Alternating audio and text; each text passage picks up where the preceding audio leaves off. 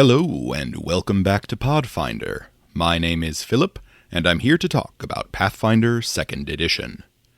This is part of a series I'm producing covering the various deities, factions, and NPCs in the Pathfinder role-playing game, and its setting, the world of Golarion. Today, I'm doing something a little different. Normally, I examine the deities of the Pathfinder pantheons one at a time, with one video focusing on each deity. This video, however, needs to take a different approach. With today's subject, the Pantheon of the Orc deities, there isn't enough information on any one deity to form my conventional deep dive video. That said, the Orc deities are super cool, and they are important to the culture of Belkzen, which is central to the Triumph of the Tusk adventure path, the AP which I covered in my last video. So, for today, I'm looking at the Orc Pantheon as a whole, beginning with the unique aspects of faith among the Orcs, then breaking down each member deity in their pantheon in detail. I will also be discussing the recent updates examined in the War of Immortals sourcebook and the God's Reign novel. So, spoiler alert for those two books.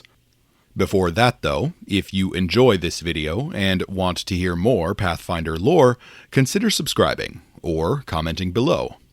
With that out of the way, let's move on to the rundown. The gods of the Pathfinder campaign setting are often broken up into pantheons, groups of deities who share a particular interest or theme, or who appeal to a certain subset of mortals. Oftentimes, these subsets appeal to a particular ancestry, and an ancestral pantheon is all the deities which are commonly acknowledged or worshipped by members of that ancestry, or at least the members of that ancestry in a particular region. The Elves, for instance, have the Sovirian Conclave, a collection of deities whose worship they either brought with them from their native planet of Castrovel, or whom they adopted over time to represent important aspects of their culture. Similarly, the Dwarves of Avestan have the Stone's Blood Pantheon, the deities who presented themselves to the dwarves prior to their emergence to the surface, with Torag acting as the patriarch and his various family members, and one former student, filling out the pantheon. Likewise, the Orcs of Golarion, and in particular the Belkzen Orcs of Avestan, have an ancestral pantheon, a group of gods who hold particular significance for them, and who are connected to their cultural history. Unlike other ancestries, however, the Orcs and Dromar have a strange connection to their gods, one which does not appear present among any other ancestry, and which allows the mortal Orcs to attempt to replace their gods when they die. Currently, there are 8 active Orc gods in the Orc Pantheon, each of which represents some aspect of Orcish culture. Unlike other pantheons, however, the Orc Pantheon is extremely dynamic, with at least 5 new members having ascended to divinity in the last century. This constantly changing lineup is due to that connection which I mentioned a moment ago, a connection called the Crucible. Before we get to the Crucible, however, we need to go back to the beginning, to the origin of orcs as a species, at least according to their own beliefs. Orcs do not have a single agreed-upon origin for their people. Orc culture in Belkzen has historically been fractured and combative, leading to the development of a variety of competing mythologies. At the same time, the intense violence which has largely defined Orcish culture for millennia has impeded the collection and curation of written records relating to Orcish history. As a result, 3 major theological origin stories are prominent in Belkzen today, with many other smaller theories existing in subcultures throughout the region. Given that priests who believe all 3 of these major stories have received divine powers, it's likely that all 3 stories contain some element of truth. The first of these narratives places Dretha, the Dark Mother, as the primary goddess of creation. Long ago, Dretha was goddess of the Darklands, who was awakened by the underground activities of the serpent folk, the cave worms, and the other various underground species. As she grew to understand the world around her, she desired companionship, and gathered some dust from nearby and mixed it with her blood. From this mixture emerged 5 brother gods, Lanishra, Caesalrian, Verix, Zagresh, and Nulgreth. These 5 brothers were Dretha's first companions, but were jealous of her attention. Growing tired of their arguing, Dretha gave them a task. As she had created them, so too should they create life of their own. But of course, even in this, the brothers couldn't agree. They worked together to sculpt a lifeless statue to serve as a template for their new creation, but each brother sought to add features of their own design, from white-hot courage to liquid rage in their veins to a mouth filled with tusks. Irritated once again, Dretha scolded the brothers and took their statue. She smoothed over their competing ideas and finally breathed life into the form, giving birth to the first orc. From there, Dretha and her companions created more orcs and placed them throughout the Darklands to form the first orc communities. I like this narrative, as it feels very authentic to orcish culture and sounds like an origin myth which could exist within the real world. That said, it doesn't do anything to explain the Crucible and why it applies only to the orcs. The next of these 3 narratives talks less about the origins of the orcs as a people and more about the origins of their gods. According to this tale, the orcs as a people always existed in the Darklands, their origins ancient and unknown, but ultimately unimportant. The orcs existed without gods for generations, until the dwarves, their neighbors, began to invade their lands. These invasions were incessant, and the orcs soon learned the nature of the quest for sky. In the face of this unrelenting onslaught, a few leaders among the orcs chose to stand up to the dwarves. These warriors, mystics, and tricksters fought the dwarves for years, but their luck eventually ran out. Each of them fell before the quest for sky, and the orcs were forced to flee to the surface. But the souls of these leaders remained defiant, even in death, and the faith of their orcish followers remained true. This faith empowered the souls of the leaders, allowing them to ascend to divinity and become the first orc gods, but not before the orcs emerged into Belkzen and became a surface-dwelling people. This story is interesting as it ties orc divinities directly to the quest for sky. Thinking anthropologically, I imagine this story rose to prominence under the reign of warlord Belkzen, when it was politically important to unify the orcs of the region against the dwarves of Kul Dukat. The final of these 3 narratives falls much more along the classical trickster narratives found in many real-world religions, albeit with a classic violent orcish twist. Props to the author for this one, as I really like it. According to this story, the Darklands orcs of ancient times had no gods of their own, but, unlike in the previous story, they sought to change this. They envied the gods of the other peoples and wanted a god to call their own.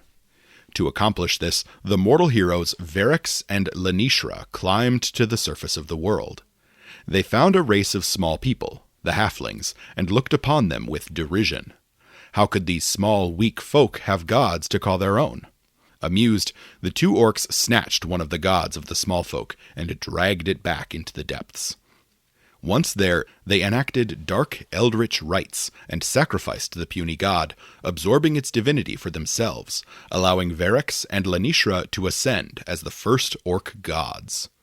From there, the pair began the grand tradition of orcish raids, creeping to the surface with other orcs and stealing more gods from the world under the sky. The halflings, whom the orcs saw as unworthy of their gods, were their constant targets, and many orcs, even in the Age of Lost Omens, believe that this is why so few halfling gods exist today. As more gods were sacrificed, the Orc Pantheon grew, filled with more divinities who seized godhood by right of strength. This, however, left the orc gods vulnerable. As their divinity had been won through strength, so too could it be taken away. This, then, is the origin of the Crucible, as all orcs have the right to prove themselves more worthy of orcish divinity. I'll get to the Crucible and the death rite in a bit. First, though, I should lay the groundwork a little more by covering the ancient orcish gods who reigned for thousands of years. The old gods of the orcs. Let me begin this section by clarifying, I am talking here about the earliest 6 gods of the orcs: Dretha, Lanishra, Caesalrian, Verix, Zagresh, and Nolgreth. I'll get to the early Crucible gods, Varg and Rull, after I discuss the Crucible. For now, I want to start with what could be considered the Orcish creator gods, or the earliest patron deities who had the greatest and longest influence on Orcish culture. The first of these gods is Dretha, the Dark Mother. Dretha is the Orc deity of birth and community, but she is sharply contrasted with other maternity figures throughout much of the Inner Sea region. Dretha is a possessive and a jealous mother. She wants the best for her offspring and will defend them to the death if need be, no matter the price. She guards her children and possessions, training her capable offspring as warriors so they might better defend the tribe. The Dark Mother actively promotes mating, fertility, and child-rearing, so her people might multiply and find strength in numbers in an unforgiving world. War, to Dretha, is not opposed to familial life, and is instead the means by which the family is protected and secured. Notably, the cultural identity of the Belkzen orcs as a people is commonly tied to Dretha, and she was seen as the patron and protector of Orcish culture in the region. Among the orcs of Belkzen, Dretha was revered by nearly all orc women and girls, as the only female deity in an ancestral pantheon of males.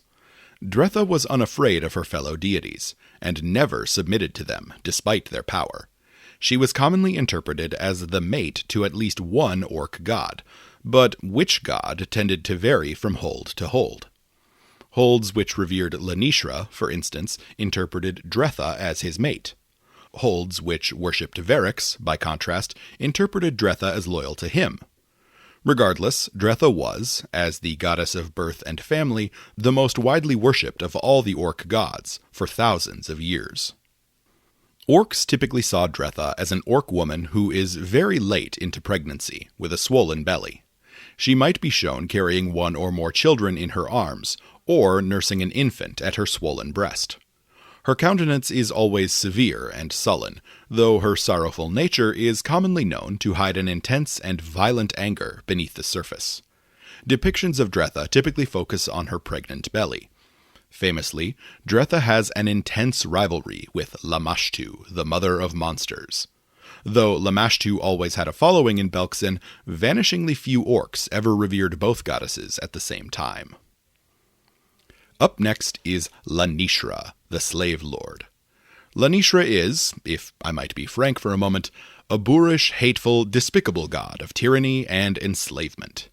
He teaches the superiority of the orcs over all other peoples, and, more dangerously, that superiority gives the inherent right of domination and control. To Lanishra, might makes right, and those who can dominate the weak and bend them to their will should do so without reservation.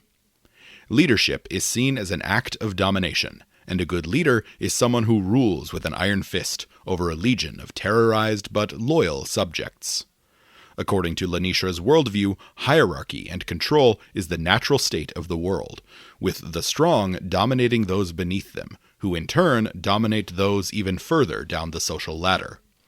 Those who are strong have one responsibility: fight. Fight, conquer, and steal everything you can, enslaving those who are too weak to stop you. The labor of your slaves is the well-earned reward for your victory. Culturally, Lanishra bears a lot of the blame for the bad reputation which the orcs of Belkzen have developed. Orc slavers revered Lanishra above all other gods, and raiders often had at least one Lanishran priest among them who knew the best and most efficient methods for capturing, transporting, and selling slaves. Even outside of holds and tribes which actively participated in the slave trade, Lanishra's teachings led to the development of violent and oppressive social constructs. Warlords among the orcs, for instance, saw Lanishra's proclamations as a divine excuse for their conquest and exploitation. Lanishra was often depicted as a powerful orc war chief. He was richly adorned in stolen goods and clothing, but was always depicted in armor. He always stood ready for a fight, his hands resting upon his war flail, so he might break it upon the backs of his enemies. Lanishra saw himself as the best and mightiest of the orc gods, and had a poor relationship with his fellow orc deities. He particularly feuded with Verex, who competed with him for slaves, treasure, and resources. His hatred for Zagresh and Nulgreth, both of whom saw war as an exercise in total destruction rather than a quest for plunder, is more philosophical, though no less heated. Sizelrian, the fire god, is the next of the old orc gods, and is the orc deity of magic and cunning. While all the old orc gods espouse a degree of violence, Sizelrian takes the most subtle and subdued approach to the art of war. While the other gods espoused strength, stealth, or weaponscraft to serve their ends, Sizelrian taught his followers the art of intellect, and blessed them with the secrets of fire and magic. Some legends even claim that, while all the orc gods blessed the orcs with virtues, it was Sizelrian who gifted them intelligence. According to the fire god, not all challenges the orcs could face would be overcome with raw force, and cleverness and spellcraft could turn defeat into victory. Even so, Sizelrian is careful to clarify that intellect and cunning should be turned to practical and violent ends. Knowledge for its own sake is seen as largely useless and unimportant. Sizelrian was a patron to all orcish spellcasters, regardless of spell tradition. Those who cast spells, especially in support of war or mischief, could find support from his faithful. Devotees to the fire god would burn enormous pyres in his honor, often constructed from treasures they had seized, or sometimes houses or entire villages which they had raided. Sizelrian was often depicted as a mystic, hidden behind a fiendish mask. His form and mask were often haloed in flame, and he carried a terrible mace which crackled with burning energy and gave off thick black smoke. Within the halls of the Orc Pantheon, he made a habit of allying with his brother gods and directing them against one another in combat. In these fights, he was always careful to place himself in an advisory role, and never faced the brunt of his rival's wrath head-on. He struggled the most with Nulgreth, the god of mindless destruction, as the bloodthirsty orc had no interest in Sizelrian's clever tricks or complex tactics. Up next is Verex, the Despoiler, the ancient orc god of greed. Verex is a god of plunder and theft first and foremost. He cares only for the acquisition of wealth, possessions, and status. The means by which these things are acquired is secondary. Less violent and martially inclined than his brother gods, Verex instead favors trickery, guile, and stealth in his exploits, though a good old-fashioned fight isn't beneath him when the need arises. No trick is too dirty for Verex, and no base decency will stand between him and the treasure he seeks. Verex was seen by most orcs as the patron of raids, and they frequently prayed to him before committing to a border raid on neighboring nations, or even neighboring orc holds. At the same time, Verex was often blamed whenever orcs found themselves on the receiving end of a raid, and his name was cursed nearly as often as it was praised.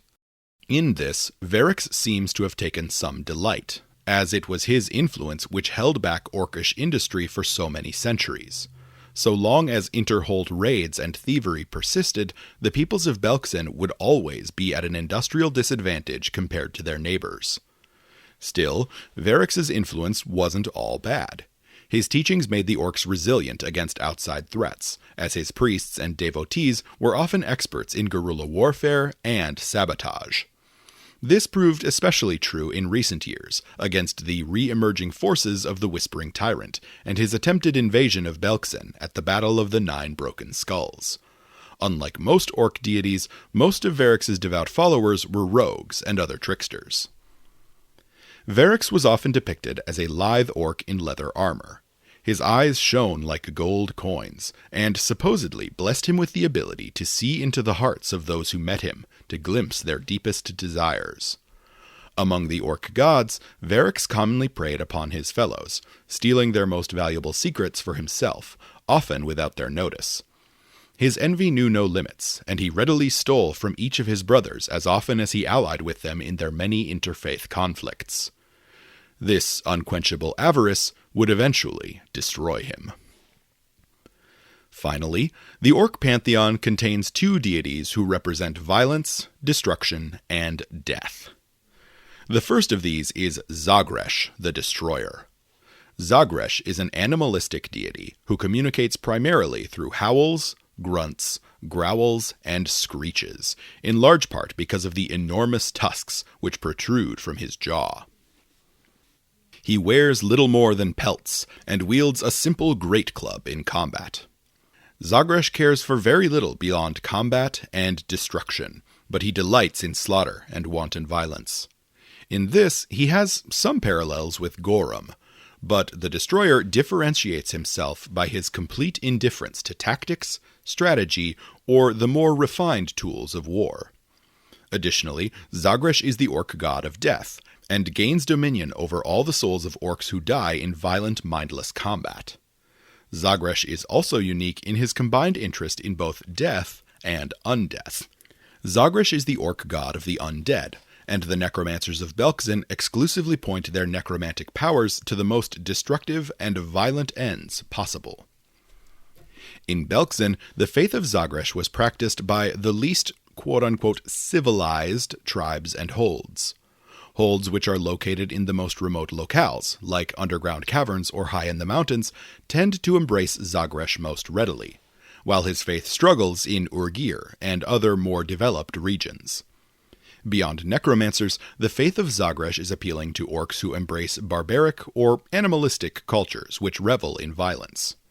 As the god of the dead, however, Zagresh also held some appeal to all orcs in his specific capacity to keep their dead from rising. Nearly all orcs would at least offer token prayers to Zagresh to keep their dead from stirring as undead horrors. Zagresh had no close relationships with his fellow orc deities. None of his fellows were able to work with him reliably and always ran the risk of drawing his ire. Generally, the orc gods attempted to simply aim Zagresh in the direction of their enemies, then release him in the hopes that he would stay on target. In this, he was similar to the last of the orc gods. Last of all, but certainly not least, is Nulgreth, the blood god, my personal favorite of the old orc gods. Nulgreth is the manifestation of the iconic orc ferocity, and the divine source of this physical trait in the orcs. Nulgreth is a god of unending rage and bloodthirsty fury, and cares for nothing outside of battle, slaughter, and blood. For reasons which will become apparent later, Nulgreth is the old orc god about whom we have the most information. Part of the reason I love Nulgreth is his appearance. He's almost cartoonish in how over-the-top he presents himself. Nulgreth is an orc whose skin has been stained red by the blood of his enemies. His armor and weapons are dripping in that same blood, and his face is twisted in a vicious snarl or roar. In his hands, he wields his iconic orc double axe, a weapon which is almost as ridiculous as he is. Nulgreth's teachings are incredibly simplistic and straightforward. He commands his followers to spill the blood of their enemies, either in furious combat or in ritual sacrifice. Followers must anoint themselves in this blood, as a demonstration of their own strength, or as a sign of devotion. To Nulgreth and his faithful, blood contains the core essence, the very nature of a person, and by spilling this blood, they can bask in this essence. The nature of the orcs, according to Nulgreth, is fury, and this is best demonstrated in the violent spilling of the blood of others. Nulgreth has no close relationships with his fellow deities.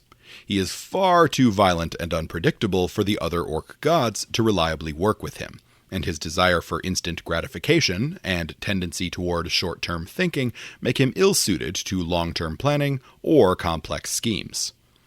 In Belkzen, followers of Nulgreth are generally feared and ostracized. They are vicious combatants who are excessively violent in battle, and their rage cannot be easily contained. They are almost exclusively warriors, raiders, or mercenaries, led by fanatical blood priests.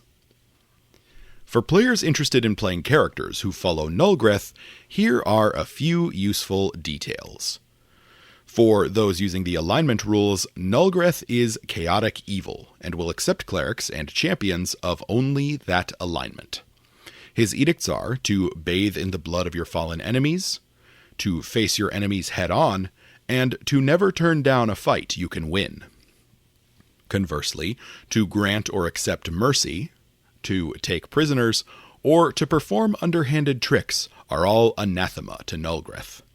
His domains are death, indulgence, might, and pain, and he has the alternate domain of destruction.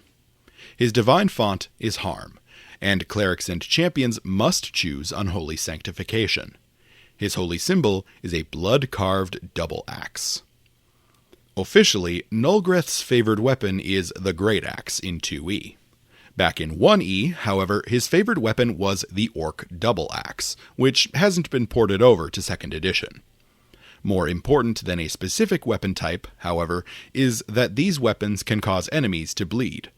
For this reason, slashing damage is almost certainly the preferred damage type among his followers, with piercing as a close second and bludgeoning as a distant third. I could see weapons in the knife group having a degree of prominence due to their critical specialization effect, though barbarians might have an issue wielding them due to the agile trait. The wounding property rune is likely common among followers of Nulgreth, though the fearsome property rune is likely common as well. Nulgreth's sacred colors are red and green, red representing blood and green representing the skin color of the orcs. That said, red is the most important color to the blood god, and he and his followers regularly coat themselves in blood. While blood is the most valued ceremonial object to followers of Nulgreth, they have been known to paint themselves red using dyes and inks when it isn't available. Due to the iron content in blood, I imagine that rust brown is also commonly incorporated into the clothing and gear of Nulgreth's followers. The blood god's favored animal is the wolverine, a predator known for its savage and violent nature. Other animals, like the honey badger or the mongoose, might be representative of this savagery and tenacity as well. I could also see the vampire bat as an appropriate choice for a familiar. For an animal companion, I could see an enormous and violently trained warhorse as a good choice, especially for a mounted warrior who tramples his enemies underfoot to the point that the horse's legs are stained red. Class-wise, barbarians are heavily represented among Nulgreth's followers, with the fury and animal instincts likely being the most common instincts among them. The best class choice, however, is likely the new Blood Rager class archetype from War of Immortals. This archetype explicitly ties the consumption and spilling of blood to self-empowerment and rage, making it perfect for followers of Nulgreth.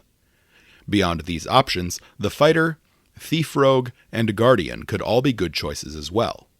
The swashbuckler with the bleeding finisher feat is the undisputed king of bleed damage, but might struggle with the no underhanded tricks restriction. Clerics of Nulgreth will likely be either war priests or battle harbingers, while champions likely follow the cause of inequity or desecration. Spellcasters devoted to Nulgreth might be battle mystery oracles, sorcerers with the new Aesir bloodline, or animists with the witness to ancient battles spirit. Before moving on from the old orc gods, I should also mention the Dazagan, the so-called orc Valkyries. While each of the old orc gods had their own explicit servitors, a particular group of beings served the Orc Pantheon. These were the Dazagan. The Dazagan are a race of semi-divine beings which vaguely resemble centaurs, with the torsos of muscular female orcs and the lower bodies of enormous wolves. Dazagans are extremely violent and uncontrollable on the field of battle. They have historically been fanatically loyal to the Orc Pantheon, either to the collection as a whole or to specific member deities. Those devoted to particular gods often take on the physical aspects of their patron deity.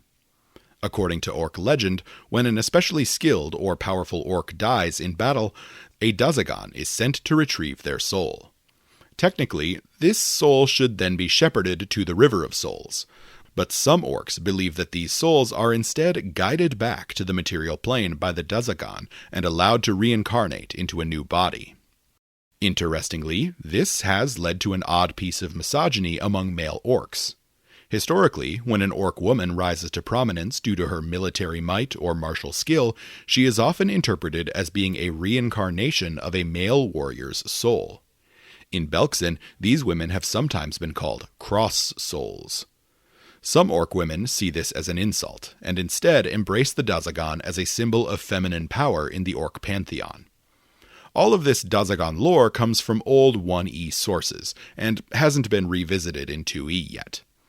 I expect, based on Paizo's recent trends, that if the Dazagon were to be included in future books, they would be even more explicitly tied to orc gender dynamics. Similarly, the cross-soul orcs would likely be used as a path toward exploring trans narratives among the orcs of Belkzen. Get on it, Paizo. I unironically want to read orc gender theory. That sounds awesome. The Crucible and the Death Rite. Alright, now we get to the really interesting stuff. The Crucible is an odd metaphysical event to which all orcs, or at least all Belkzen orcs, have access. The Crucible represents a contest, a place of trial where any orc can challenge their gods to prove their own worthiness of divinity. Like I mentioned before, this tradition is ancient, and may have its roots in the origin of orcish divinity itself. So, what exactly is it? The Crucible is, in short, a duel between a mortal and a god. If the mortal wins, they absorb the god's divinity and ascend to godhood. The god's soul is then permanently destroyed. If the mortal loses, their own soul is permanently destroyed. And by destroyed, I mean reduced to raw quintessence, the metaphysical building block of the multiverse. They have no afterlife. They are metaphysically atomized. But why would a god, a full-on deity, ever agree to this? Interestingly, the gods of the orcs don't seem to have any choice in the matter. They appear to be bound by some esoteric rules which predate and supersede the might of the pantheon itself. What's especially interesting is that, in at least one known case, gods outside of the orc pantheon have been challenged and defeated. Beyond that, according to Ivali, the in-universe psychopomp author of Divine Mysteries, multiple non-orc gods have been challenged throughout history. Ivali's writings also imply that the rules which bind the orc gods might actually apply to all the gods, or at least many others beyond the Belkzen pantheon. That said, this is only implied. Regardless, once a god has been challenged, they must participate, and are confronted by the mortal who has challenged them. But, for a mortal to challenge a god, they must perform a specific task in life, or a series of tasks, depending on the sourcebook you're reading. The most important thing a mortal orc must do to engage in the Crucible is to swear an oath, called the Death Rite. The Death Rite is an official challenge to the gods, and binds the mortal's soul to the Crucible should they die.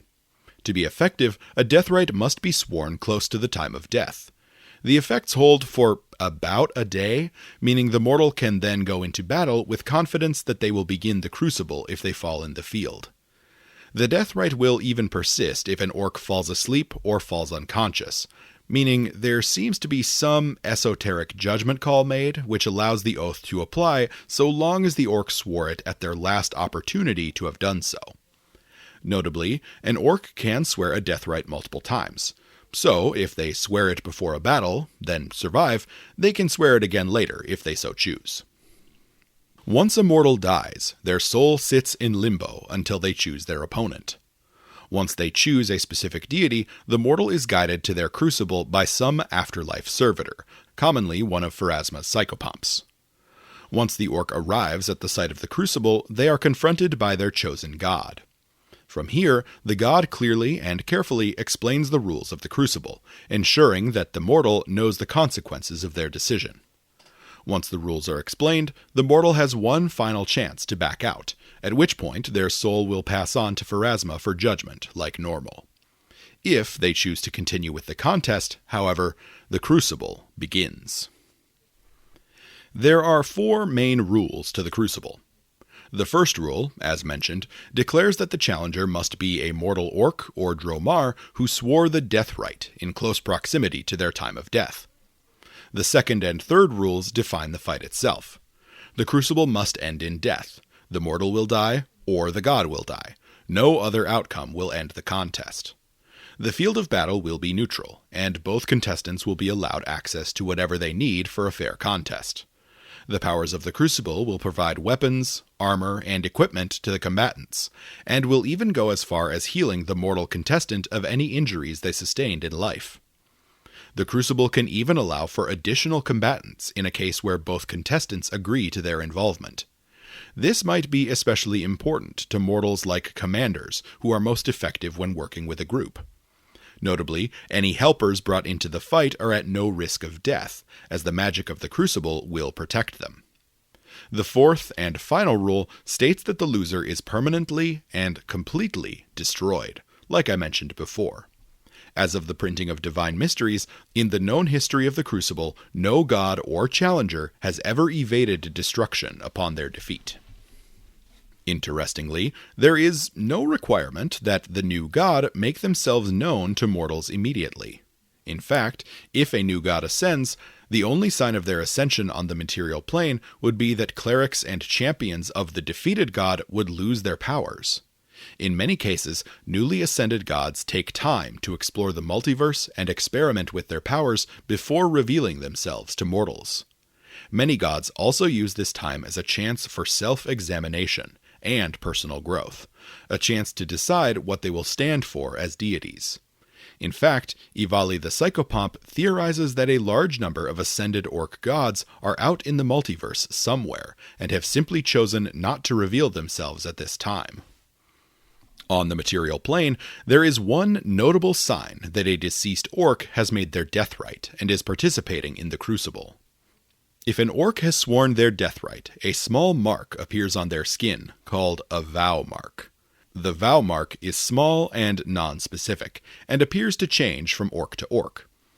The design elements of the mark might also change, depending on which god the orc ultimately chooses to face. This is where the accounts of the Crucible and the death rite differ between major sources. According to several Pathfinder Society scenarios from 1st edition, once a vow mark appears, the mortal is vulnerable to attacks from outside forces even as they participate in the Crucible. A mortal body with a vow mark must be preserved until the mark vanishes, indicating that the Crucible challenge is resolved. If the body is destroyed, or even sufficiently damaged, the Crucible can be nullified as the mortal's soul is destroyed. The mechanics of this process are not entirely clear. I suspect that, even though this detail wasn't reprinted in Divine Mysteries, it likely still has some bearing on reality in the post-remaster age, since it is key to the story of Maja Firehair, a prominent new deity. Another small discrepancy stems from these 1E PFS scenarios. According to these older sources, the death rite could only be sworn if the orc or dromar in question had undergone a specific divine ritual earlier in their lifetimes, during which they selected the god they would challenge upon their death. This has likely been retconned as of Divine Mysteries, but that's not entirely clear. The early Crucible gods. With that understanding of the Crucible and the death rite in place, let's now examine the two known Crucible gods who arose early in the history of the orcs. To clarify, other gods have likely ascended via the Crucible, but many have never revealed themselves to the mortal orcs of the material plane. In this section, I am focusing solely on the two deities who are still active on Golarion, and who are most relevant to life in Belkzen today. Rull. Rull, the Thunderer, is the orc deity of storms, chaos, and destruction. He is the thundercloud made manifest, as much a force of nature as an orc warrior. Rull's history is relatively well known, at least according to the teachings of his faith. He is said to have been one of the first subterranean orcs driven to the surface by the quest for sky. When he emerged onto the surface world, he witnessed a lightning storm for the first time, and he immediately knew the fate which awaited him. As the other orcs cowered in fear of the tempest above, he climbed the nearest mountain, and as he made it to the peak, he swore his death rite, challenging the spirits of the lightning itself. As soon as the oath was sworn, a lightning bolt struck the mortal Roll dead on the spot, allowing him to enter the Crucible. The details of the ensuing fight are unclear, but the outcome is not. Roll became the Thunderer, the Orc god of storms. Roll himself claims to have succeeded in his crucible by consuming the lightning spirit which he challenged. According to Roll, the spirit still lives on within him, infusing him with the chaos of the storm and the power of lightning itself. It is said among the orcs that Roll was the one who maintained the dark skies during the Age of Darkness, using his control over storms to darken the clouds and allow the orcs to adapt to life on the surface. Roll teaches his followers the importance of chaos and violence. To Roll and his faithful, the natural state of the world is a storm, with howling winds, freezing rain, deafening thunder, and piercing lightning all around. Calm winds and clear skies make followers of Roll uncomfortable, and are often seen as a sign of his displeasure. Lightning strikes, meanwhile, are seen as a blessing, and to be struck by lightning is seen as a tremendous honor, assuming the target survives. At the same time, the enemies of Roll can expect to be targeted with lightning. Subtlety and caution have little place in Roll's faith, and actions undertaken in his name are always boisterous, bold, and loud. Beyond the literal interpretation of Roll as a storm god, Roll's chaotic nature and the loud cacophonies he produces are often seen as symbolic of battle. Many warriors of Roll see battle as a metaphorical storm in which they can engage to feel a connection to their god. Within Belkzen, Roll is the patron deity of the Storm Screamers of Roll, a group of nature-minded warriors and hunters who dwell in the mountains of eastern Belkzen. In addition to hunting, the Storm Screamers serve as guides for those who seek passage through the mountains. They also maintain a close watch on the balance of nature in their territory, and see themselves as the stewards of Roll's natural world. They seem to have struck an odd balance between Roll's teachings surrounding chaos and the need for the natural world to be respected, feared, and not exploited.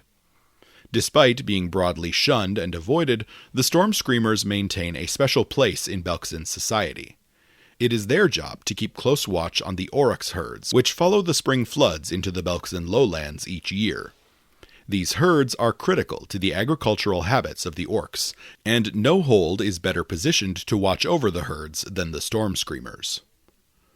Roll doesn't appear to maintain any strong relationships with other deities, at least not according to the limited information available so far. His chaotic nature likely puts him on bad terms with deities of order like Grask Uldeth, or other tyrants. He is also likely on bad terms with more outwardly benevolent deities like Uirk or Maja Firehair, due to his emphasis on spreading fear and terror. At the same time, he has little motivation to align with other malevolent orc deities like Varg and Nulgreth, due to a complete lack of overlapping interests. What I hope Paizo explores in the future is the relationships which Roll might have with other storm deities. The most prominent of these, of course, is Gozrah, the wind and the waves. I imagine that Roll would appreciate Gozrah's shifting and unpredictable personality, and I can't imagine that Gozrah would have many objections to Roll's teachings. Another interesting potential relationship is that which Roll might form with He Feng, the Duke of Thunder. I imagine that He Feng's pride gives him a sense of superiority to Roll, which leads to a largely competitive relationship. That said, when they aren't competing, I imagine their shared chaotic natures, love of loud noises, and boisterous tempers would lead to a fierce on-again, off-again friendship. For players interested in playing characters who follow Roll, here are a few useful details. Unfortunately for those using the alignment rules, Roll never had an alignment listing in 2e. His 1e alignment was Chaotic Evil, and I suspect he would accept clerics of Chaotic Neutral alignment as well. His edicts are to create chaos at every opportunity, to be loud wherever you go, and to spread fear and terror in Roll's name. Conversely, to enforce law and order, to show mercy, or to allow mortals to impede the sowing of chaos are all anathema to Roll. He has the domains of air, cold, destruction, and lightning, and clerics and champions of Roll are allowed to choose unholy sanctification, but are not required to do so. Roll's favored weapon is the falchion, a classic orcish weapon in the Pathfinder setting. Due to the prevalence of rangers and hunters among the storm screamers of Roll, I also imagine that bows, slings, and spears are also common among his faithful. Roll's focus on chaos and fear has likely led to the development of fighting styles among his faithful, which emphasize intimidation, fury, and displays of carnage or violence, coupled with loud war cries. The shock and thundering property runes are likely frequently employed by followers of Roll. Roll's sacred colors are green and yellow, though just how these are displayed by followers is unclear. Due to the prevalence of Roll's faith among mountain-dwelling hunters and druids, I suspect that fashion among the faithful is highly pragmatic, and incorporates plenty of hides layered together and decorated with bone or colorful stones. I'm speculating a lot here, but I would expect war paint to feature yellow prominently, to contrast against the green skin of most orcs. It would likely be arranged in lightning bolt patterns on the bearer's chest and limbs. I could also see followers of Roll specifically arranging loose pieces of metal on their person to cause noise as they moved, especially immediately prior to a battle. Roll's favorite animal is the terror bird, a large flightless bird which is known for its vicious bite. Another animal which is associated with Roll is the war cat of Roll, a megafauna local to Belkzen which looks like a mountain lion covered in armored plates. Both of these creatures are fearsome combatants, and could serve as powerful companions for those brave enough to try and tame them. Class-wise, followers of Roll likely have some mechanical connection to storms, or at least nature more broadly. Storm druids, war priest or battle harbinger clerics, elemental air sorcerers, and tempest oracles likely make up his formal priesthood. Additionally, many orc bards see Roll as a source of inspiration, and model their loud and discordant music after his violent thunderstorms. Non-spellcasters who follow Roll might be rangers, but elemental barbarians or kineticists focused on the air element could be common as well. Archetypes among followers might include the Horizon Walker or the Elementalist. Varg. Varg, the Iron Warrior, is the orc god of tactics, war machines, and forging. He is as much a tinkerer and inventor as he is a war leader, and sees cleverness as a means to victory, more than a virtue unto itself. Varg can easily be thought of as a god of invention and discovery, but interpreted through the hyper-aggressive lens of Belkzen culture. Varg is among the older members of the Orc Pantheon, having ascended some time after Roll, but well before the more modern deities like Grask, Uwirk, Maja, or Juka. Varg was a mortal orc in the early days of surface orc culture. He was a particularly clever soldier, but his mind was only ever focused on war. Some legends claim that Varg was the first orc to master the art of forging weapons of iron and steel. Personally, I think this might be a bit of editorializing, since the orcs existed for thousands of years in the unforgiving Darklands. If the specifics were ever questioned at my table, I would probably interpret this to mean that Varg discovered some new means of mass forging weapons and armor. Varg put his cunning to use in equipping and training his fellow orcs, allowing him to become a powerful warlord among the orc peoples. Much of his inspiration was drawn from the humans, dwarves, and other peoples surrounding Belkzen, who used advanced forging techniques and sophisticated battle tactics, especially with siege engines, and the integration of ranged units in support of more conventional melee units. Having specialized for generations in close-quarters tunnel fighting, the orcs had little to no experience with such tactics. Varg emulated these practices, with an emphasis on pragmatic and rapid implementation. His successes within Belkzen built up his confidence, and soon Varg led his armies out to face their non-orc neighbors in combat. This would prove to be disastrous. In his haste and arrogance, Varg underestimated his opponents, and failed to fully understand the complexity of siege warfare. He died quickly after beginning his first siege. This was not the end, however, as Varg made a habit of swearing his death rite before each and every battle. It is unknown who Varg faced in his Crucible, but he soon emerged victorious. He spent his first years as a deity exploring the sciences and battle tactics of the various peoples of Galarian, cataloging all he had found. Once he felt confident in his understanding, he returned to the orcs and passed along his knowledge, gifting his people the knowledge of siegecraft and advanced warfare. Varg teaches that aggression and enthusiasm are all well and good, but that a good battle plan should channel these attributes into a cohesive strategy, which incorporates intimidation, disciplined formations, and siege engines into a whole, which is far more than the sum of its parts. Weapons and armor are as important as rage and strength, and can make all the difference on the field of battle. Study and innovation are pillars of Varg's faith, but these efforts are always tempered in a focus on battle and violence. All new technology should be pursued with the explicit expectation that it should have some military purpose, with frontline weapons and defenses being seen as the most valuable. Such is the Iron Warrior's focus on battle that he considers the development or reliance on technology for non-combat purposes to be against his teachings in most cases.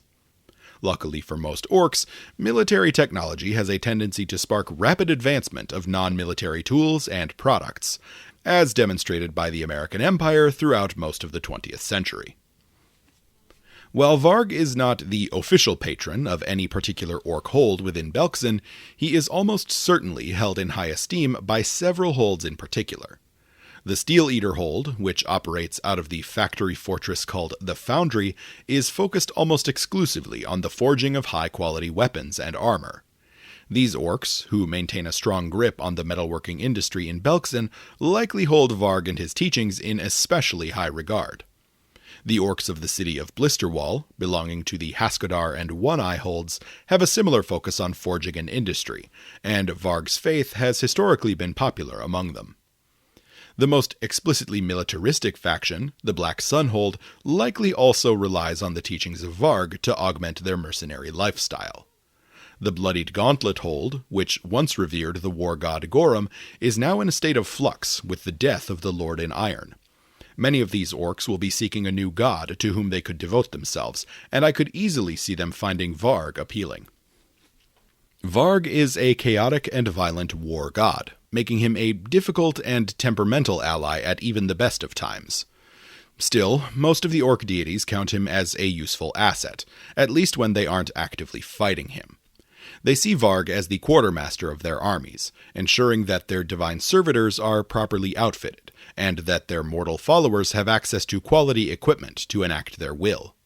Until recently, Caesalrian in particular enjoyed collaborating with Varg and developing new and innovative siege engine designs. Beyond this, very little has been published on Varg's relationship with other gods. There are, however, a few relationships which I feel comfortable speculating on, based on what we know.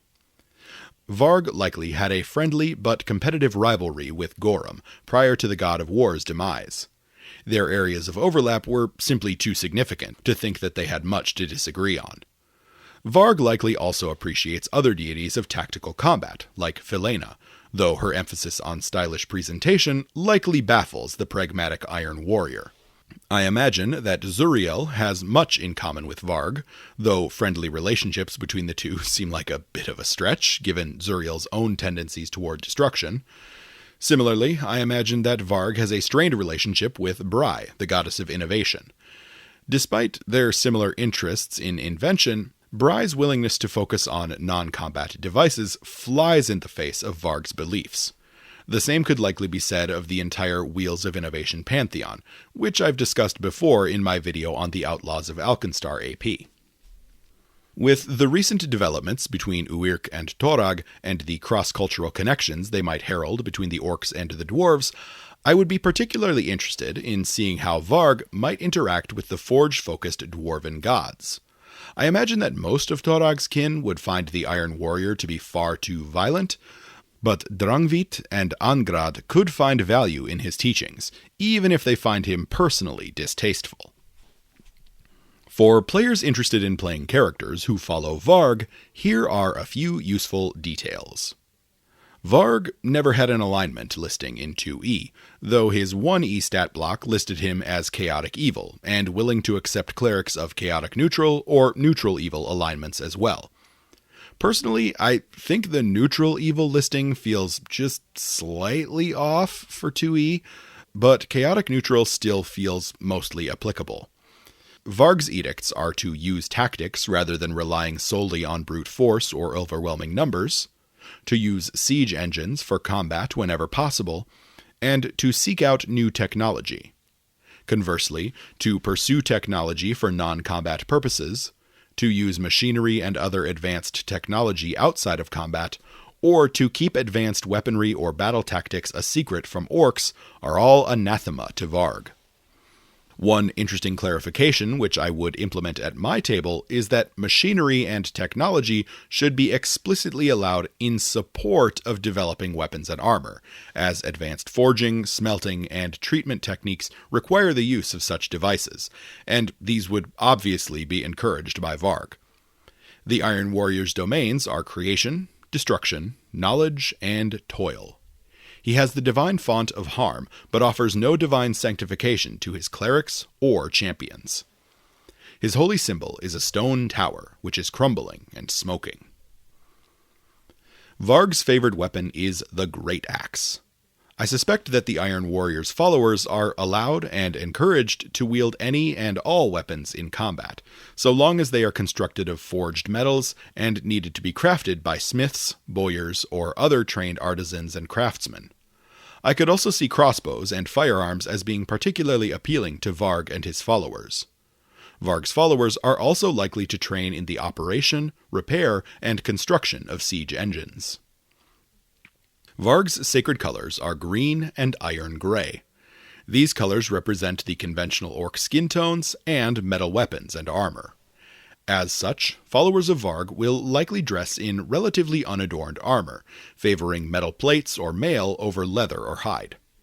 In life, Varg elected to never wear a helm, so as not to impede his vision or hearing. Followers of Varg the deity may elect to follow this aesthetic, especially those who elect to fight at range. Varg's favorite animal is the woolly rhino, a beast which is uncommon throughout most of Avestan, but which can reliably be found in Belkzen and regions further north with a degree of regularity. In addition to the woolly rhino, I could see other large animals which could be used to tow siege engines being favored by Varg's followers as well. These might include mammoths, war horses, and aurochs, among others. I could also see hawks or hounds being favored for their message-carrying and hunting or tracking abilities, which could be of tremendous use on the battlefield. Followers of Varg are likely some combination of tactical or inventive, even as they focus on combat and warfare as their primary area of interest. Clerics of Varg are likely war priests or possibly battle harbingers, while champions likely follow the desecration cause. Marshals who favor conventional weaponry might be fighters or guardians, who likely rely on medium or heavy armor. The new commander class is also perfect for followers of Varg, with its focus on tactics and strategy. Particularly innovative Vargans might be gunslingers or inventors. Spellcasters in Varg's faith might be battle mystery oracles, or the new war mage class archetype from Battlecry. Archetypes which might be common among the followers of Varg likely include the artillerist, the bastion, the captain, the cavalier, the demolitionist, the marshal, the munitions master, the overwatch, the sentinel, and the vehicle mechanic. Also, before I leave this section, I just gotta say, it was weird to keep saying the name Varg in this section. I'm a heavy metal fan, and those familiar with the history of the genre likely know the name Varg as an infamous white nationalist shithead who happened to also play garbage black metal in the 90s. Even after reading this script, it still feels weird to say the name this many times. I'd be curious if anyone at Paizo knew the name Varg prior to naming this deity. I don't think it matters, one way or another. I'd just like to know where the name came from. The War of Immortals. The War of Immortals was a devastating series of events which impacted whole pantheons throughout the Pathfinder universe, from the ancestral pantheons of the dwarves, orcs, and elves to even the core 20 pantheon of the Inner Sea and beyond.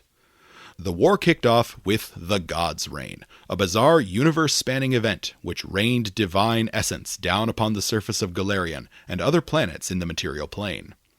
The god's reign itself was caused by the death of Gorum at the hands of a Chaikic.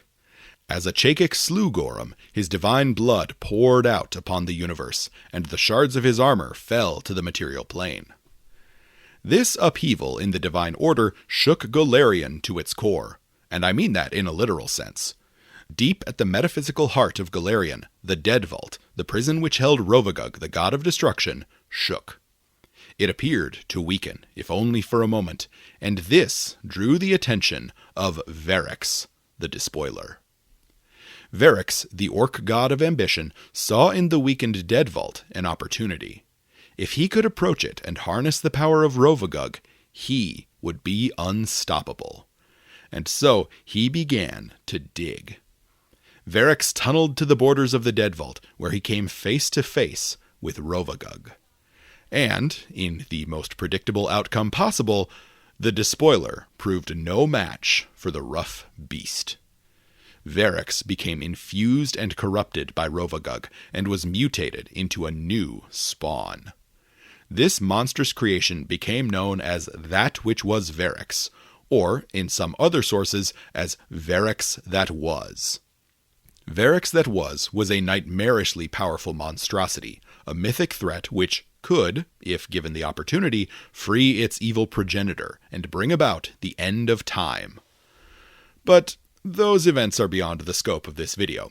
For more on that, I highly recommend reading the God's Reign novel by Leanne Mersell. It's quite good. What's important for this discussion is that Verix, one of the Orc Pantheon's oldest gods, was gone.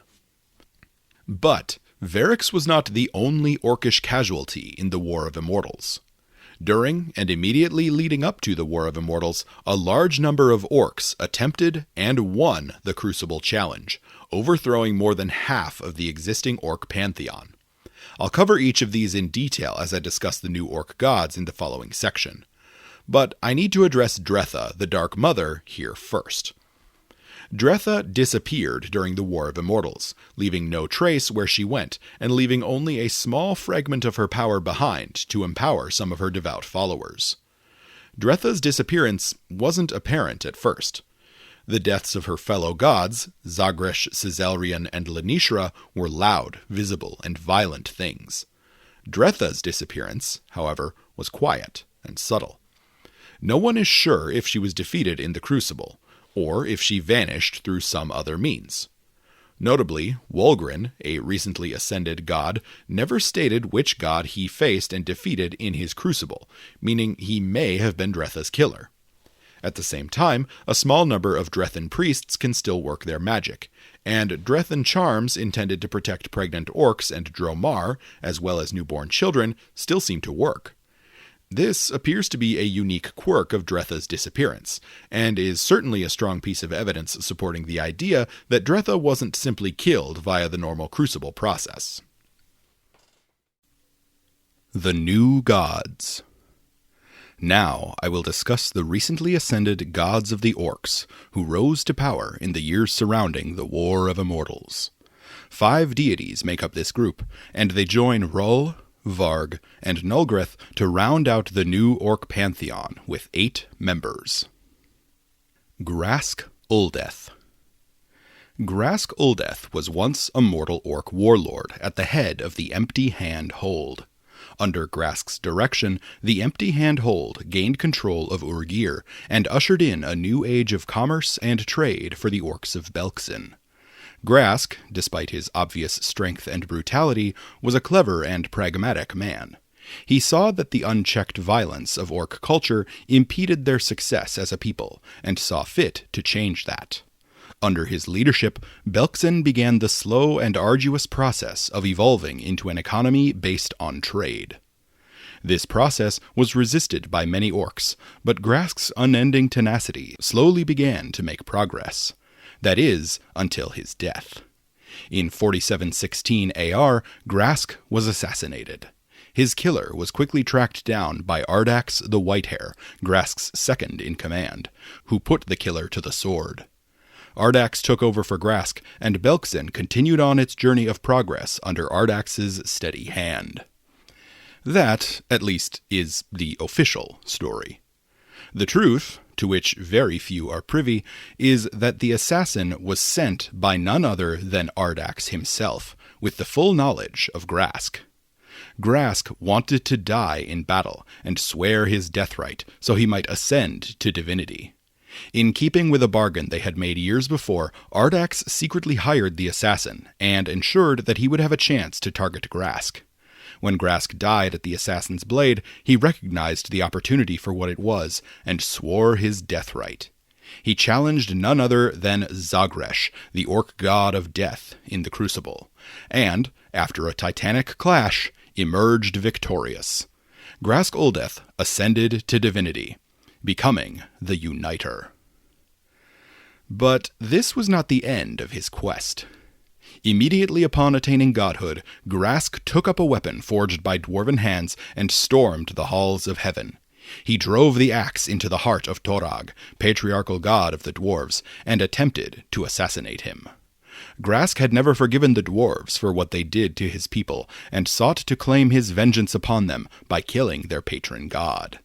This would have been successful had it not been for the involvement of an ally of Torag, who clashed with Grask and drove him away. Torag survived this attempt on his life, but this near tragedy shook the hearts of many a dwarf. As a god, Grask is the Uniter, a god concerned with the advancement of orc kind above all other things. He is a fierce nationalist among the orcs of Belkzen, and though he has their well-being in mind, no one would make the mistake of calling him kind or benevolent. His teachings are simple and straightforward, but are broad enough to ensure that his followers can go about their business in a variety of ways while still following his decrees. Grask has a strictly hierarchical worldview, and enforces this view of the world onto his followers. According to Grask, the weak should submit to the strong, and the strong should firmly but fairly rule over their subjects. He is ultimately an authoritarian, though he does see this as the best path forward for the advancement of his people, which differentiates him from the otherwise similar Lanishra. Grask's faith is still most popular in and around Urgir, where his followers in the Empty Handhold are ecstatic to see their beloved master having risen to divinity.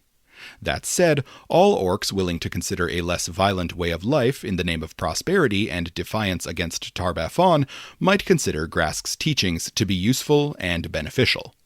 After all, under the leadership of Ardax the Whitehair, Grask's chosen successor, life in Belkzen has gotten better for most. Since his ascension, Grask has proven to be an effective leader and communicator among the orc gods. He is able to direct the efforts of various gods in the Pantheon, new and old, toward the broad common goal of improving the lives of the orcs. In all likelihood, this doesn't really apply to Nulgreth, as he is still too violent and savage to meaningfully contribute to a larger goal. He also likely has a heated relationship with Uirk, for reasons which will become clear in a bit. For players interested in playing characters who follow Grask Uldeth, here are a few useful details. Grask never had an alignment listing back in 1E, but, if I had to guess, would probably accept clerics of any lawful alignment. His edicts are to improve the orcs' lot in life, to obey the orcs above your station, and to rule the orcs below you with a strong hand. Conversely, to allow orc kind to become weak, to intentionally make orcs look bad, or to disrupt your hierarchy without just cause are all anathema to Grask Uldeth. His domains are ambition, cities, confidence, and might, though he also has the alternate domains of tyranny and wealth. Clerics of Grask can choose either the heal or harm fonts, while clerics and champions can choose unholy sanctification, but are not required to do so. His holy symbol is a hand clutching a skull. Grask's favored weapon is the Warhammer, a weapon which is also favored by the dwarves of Avestan. I imagine that this was a conscious choice on Grask's part. Due to Grask's relatively broad edicts, as well as his focus on long-term goals, I suspect he really couldn't care less what his followers wield in combat, so long as they do so according to his will. That being said, I imagine that weapons which have a strong cultural association with the orcs of Belkzen would be popular among his followers, including the falchion and the war axe, in addition to all weapons with the orc trait, like the butchering axe, the knuckle dagger, the neck splitter, or the skewer maul. Grask's sacred colors are green and purple, and now all I can imagine are his clerics running around like the Riddler from Batman. In all seriousness, though, I imagine that most of Grask's followers take a pragmatic and practical approach to their clothing and armor, with little more to signify their faith than a prominently displayed holy symbol. Members of the Empty Handhold might be particularly willing to display their hold symbol with Grask's ascension to godhood. Grask Uldeth's favored animal is the crocodile, an apex predator which I seriously doubt Grask ever encountered in his mortal life, given the cold, dry climate of Belkzen. Regardless, it's a cool choice for rangers, druids, and the like.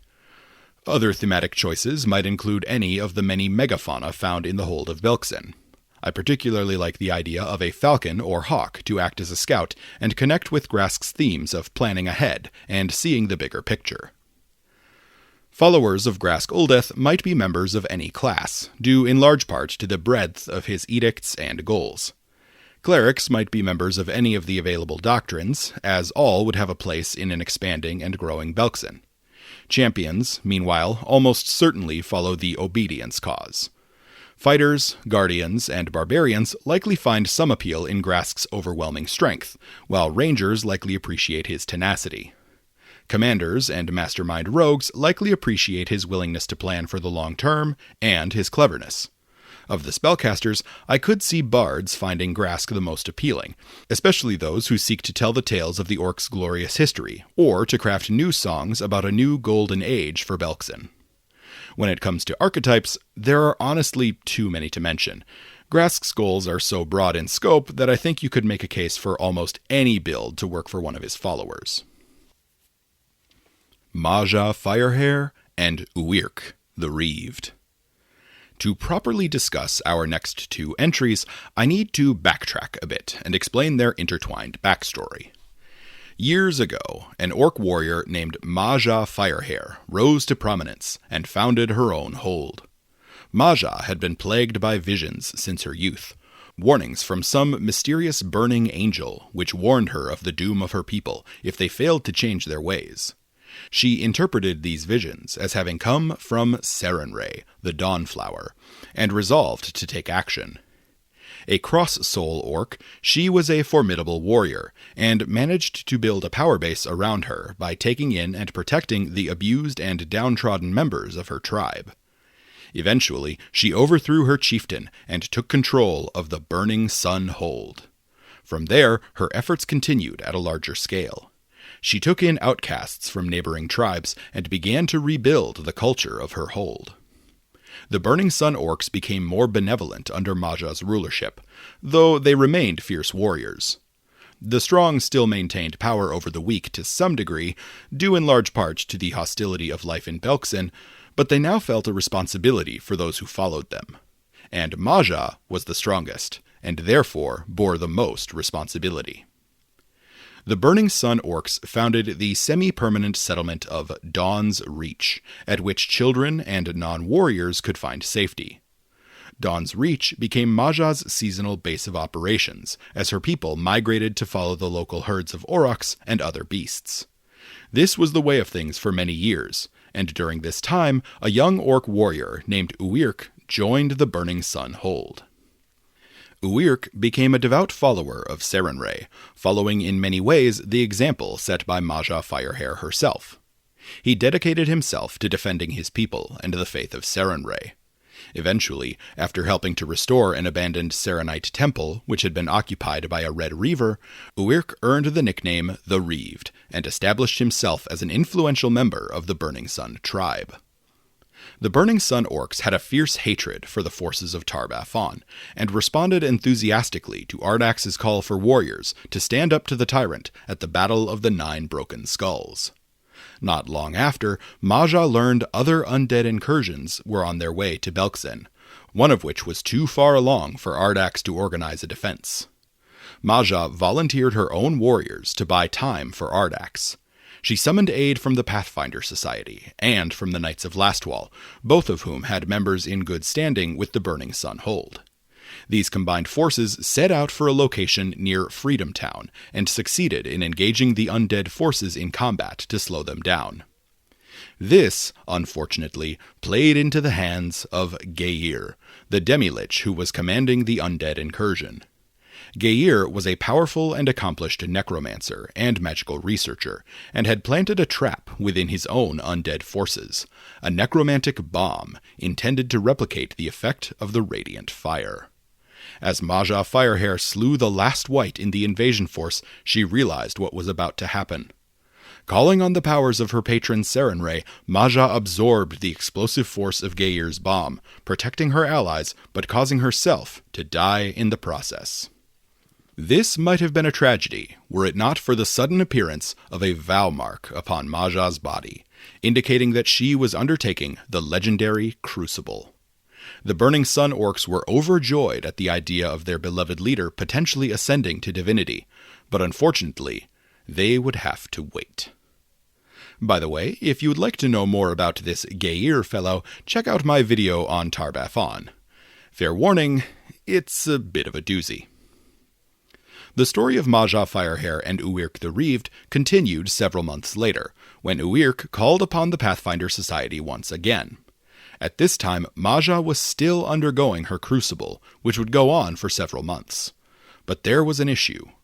Uirk had begun to notice strange comings and goings in and around the camp where her body laid in state, and was beginning to suspect that someone or something was attempting to interfere with Maja's crucible by disturbing or even destroying her body. Concerned for his former friend, Uirk reached out to his allies in the PFS. By this time, Uirk himself had undergone some significant personal growth. Though he remained a devout follower of Sarenrae, he had developed something of a splinter faith.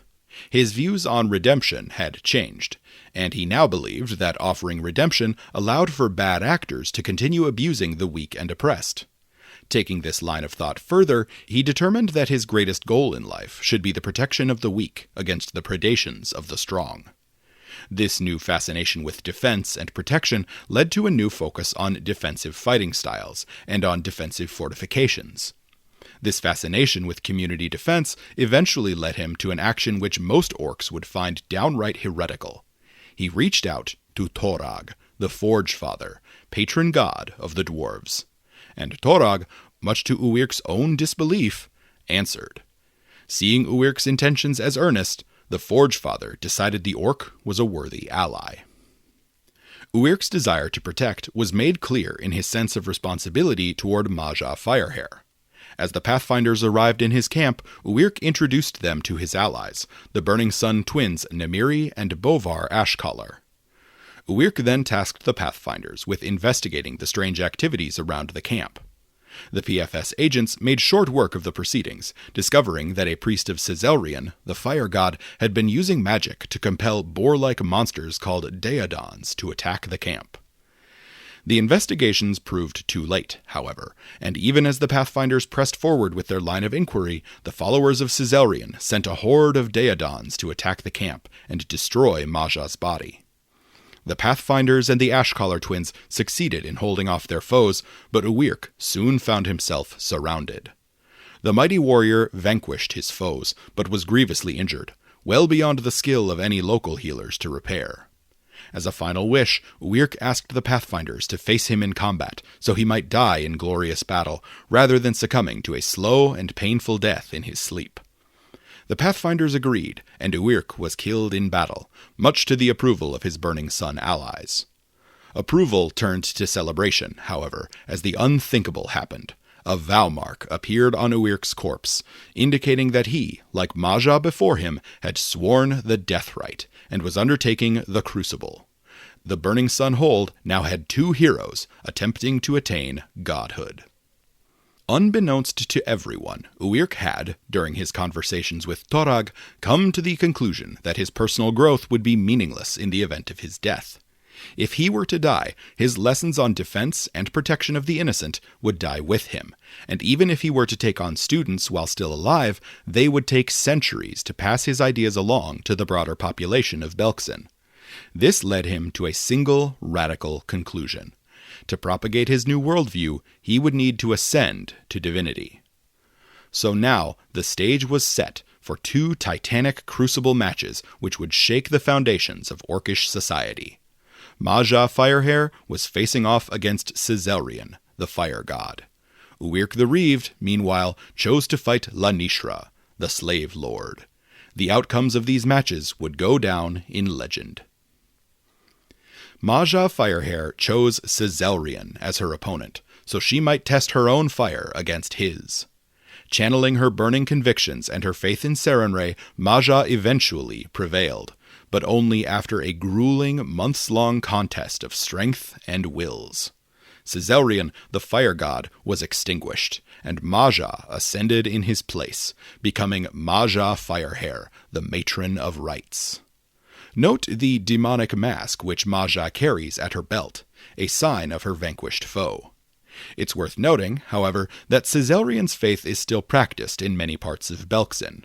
Arcane spellcasters, inventors, and alchemists now make up his followers, using modified versions of his holy text to hide alchemical formulae and arcane secrets. Upon her ascension, Maja immediately asserted her independence from Sarenrae, acknowledging the Dawnflower as an important mentor figure, but clearly differentiating between their beliefs and teachings. The primary points of contention between the 2 goddesses are the idea of redemption and the breadth of their focus on Golarion. Maja sees the chance at redemption as being important, but also being something which must be earned. An evildoer must prove themselves worthy of a chance at redemption, and should undergo some manner of trial or test to prove their convictions before forgiveness can be granted. This is in contrast to Sarenrae, for whom the opportunity at redemption is far more freely given. Additionally, Maja sees her primary area of focus on Golarion as the Orc peoples of Belkzen, and to some extent Orcs more broadly. Sarenrae, by contrast, makes no delineation between her followers based on ancestry. The 2 goddesses still share notable similarities, especially when it comes to their interests in community and fire. Maja is explicitly a goddess of community, and actively encourages her followers to act for the good of their friends, family, and allies in all they do. While Sarenrae's edicts and interests are far broader, devout Sarenites inarguably act to the best interests of their community as well. Both the Matron of Rites and the Dawnflower also share an interest in fire, and specifically the ability of fire to purify and cleanse the world with its passing. The differences between their interpretations of this power are telling, however. Sarenrae is a sun goddess, first and foremost, and her interpretation of fire is through the lens of sunlight. Sunlight drives away the shadows and the darkness, leaving the world bare for all to see. Maja, by contrast, is a fire goddess, and to her, fire is a tool. A fire burns all things within its path, consuming all impurities and leaving a blank canvas behind upon which a new world can be built. Neither interpretation is better or worse than the other, they're just different. And notably, both interpretations can be turned against the Scourge of Undeath, an act both goddesses see as good and righteous. Maja Firehair now seeks to bring glory and honor to Orc kind as a whole, and to ensure that her people better themselves in the face of a changing world.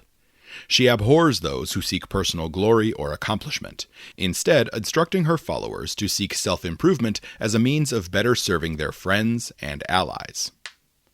She commonly tests her followers, putting challenging tasks in their path so they might prove themselves worthy, but also so they might continue to grow and improve. As a goddess, I suspect Maja Firehair values both earnest effort and practical outcomes.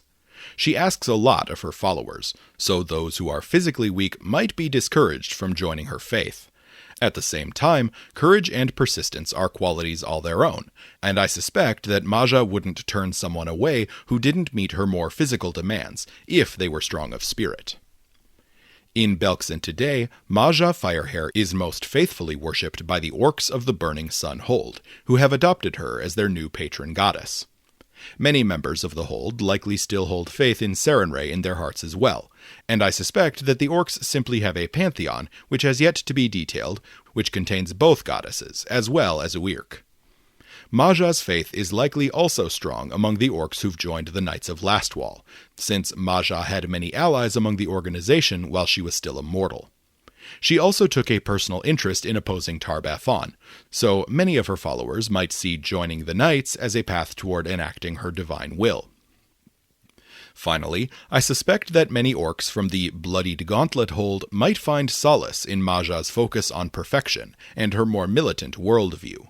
As a reminder, the Bloodied Gauntlet Hold has been dedicated to the war god Gorum for centuries, and with his death, the Orcs of the Bloodied Gauntlet are largely adrift and in need of direction. Maja's relationships with the other gods have yet to be explored in detail by Paizo. She seems to still be on exceptionally good terms with Sarenrae, as the Dawnflower has taken no issue with Firehair's assertion of her own independence. Among the other Orc gods, I suspect the Matron of Rites is closest with Uyrk, given their close personal history. At the same time, I see very little contention arising between their faiths, given that their teachings complement each other pretty well in the current Belkzen climate. I also believe that Maja would get along well with Juka, the relentless huntress, who I will detail later. The god I imagine she struggles with the most is actually Grask Uldeth. Grask's hierarchical worldview leads to the abuses and bullying which the mortal Maja despised, and which Sarenrae warned her would be the downfall of her people. At the same time, there's no doubt that Grask is truly trying to better the lives of all Orcs now that he is a god, and his emphasis on trade and diplomacy is a good lesson for the Belkzen Orcs to learn. For players interested in playing characters who follow Maja Firehair, here are a few useful details. Maja never had an alignment listing back in 1e, but if I had to guess, I would say she would probably accept clerics of Chaotic Good, Chaotic Neutral, Neutral Good, and True Neutral alignment. Her edicts are to bring honor and glory to the Orcs, to build up your community, and to seek personal perfection.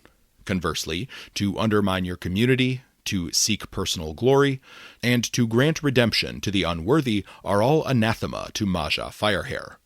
Her domains are family, fire, protection, and toil, though she also has the alternate domain of sun. Clerics of Maja Firehair can choose either the heal or harm font. Clerics and champions of Maja Firehair can choose Holy Sanctification, but are not required to do so. Her holy symbol is a heart on fire. Maja Firehair's favored weapon is the scimitar, a weapon she wielded effectively in life as a follower of Sarenrae. This weapon appears to be commonly wielded among the Orcs of the Burning Sun Hold, and so is likely extremely common among her followers. Maja is also shown wielding what I believe is an Orc knuckle dagger in all her official artwork, so that weapon is likely also commonly wielded by devout Majans. The Flaming and Greater Flaming property runes are probably the most common property runes among her faithful. Maja's sacred colors are gold and green, neither of which are present in either of her official depictions from Paizo, interestingly. I suspect the gold is a reference to the color of flame, while green, like with most Orc gods, is a reference to the Orcs as a people.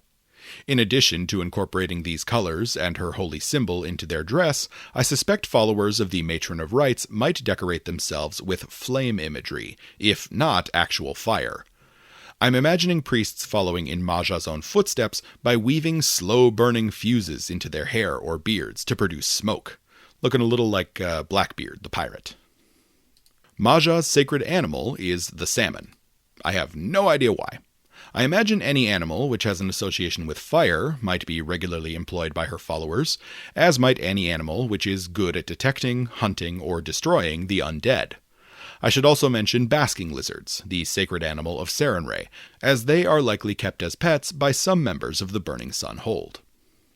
Followers of Maja Firehair could be members of a wide variety of classes. Clerics of the Matron of Rites are likely either war priests or battle harbingers, but I could see cloistered clerics who specialize in offensive castings of heal or harm fitting in as well.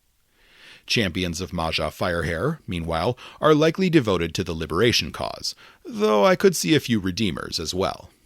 In life, Maja described herself as a rage priest of Sarenrae, which was her term for the odd war priest barbarian multi-class build she had going on. For this reason, barbarians are likely common among her faithful. The elemental fire instinct is likely the best choice thematically, though I do want to point out the zealot instinct, as described in the third-party Barbarians Plus supplement, as a fantastic and flavorful option. Fire and air kineticists are well suited to Maja's faith and teachings, as are fire-themed druids and summoners. Among the remaining spellcasting classes, the Elemental Fire or Phoenix Sorcerer bloodlines and the Ash or Flames Oracle Mysteries are great thematic fits for Maja's faith. Archetypes common among her followers likely include the Elementalist and the Undead Slayer. Continuing the story of Uirk, the Orc warrior chose to enter his Crucible match against Lanishra, the Slave Lord, in a deliberate attempt to overthrow the most exploitative and tyrannical of the remaining Orc gods. In an act of audacity, Uirk reached out to his ally Torag for help, and, to the surprise of Orcs and Dwarves everywhere, the Forge Father agreed. Torag joined Uirk in the Crucible, forcing Lanishra to summon his herald for aid. After a 2-day contest, Uirk slew Lanishra and stepped into his own as a god, becoming Uirk, the Bulwark. While many Orc gods who ascend via the Crucible choose to wait before revealing themselves to mortals, Uirk did no such thing. He immediately made his presence known to the Orcs of Belkzen, revealing for all to see his alliance with Torag and the Forge Father's participation in his Crucible match. Torag, meanwhile, openly declared his friendship with Uirk, claiming that the Orc was his worthy ally. He even went so far as to call Uirk his brother. As you might expect, this shook both Dwarven and Orcish culture to their respective roots. Many Orcs sneered at Uirk's dependence on an ally in his Crucible, especially a Dwarven ally, to be a sign of weakness. The Dwarves, meanwhile, reeled at Torag's decision, since their hatred of the Orcs was as old as their presence on the surface of Golarion. This confusion only worsened with the recent revelations about their own sins during the quest for Sky, as explored in the Sky King's Tomb adventure path. Regardless, Uirk and Torag were allies, to the point that Uirk's divine manifestation shows him carrying a holy symbol of Torag in addition to the burning sun of Sarenrae. This friendship was immediately tested, however, when Grask Uldeth, himself recently ascended, attacked Torag, nearly killing him. Witnessing his friend in danger, Uirk leaped into action.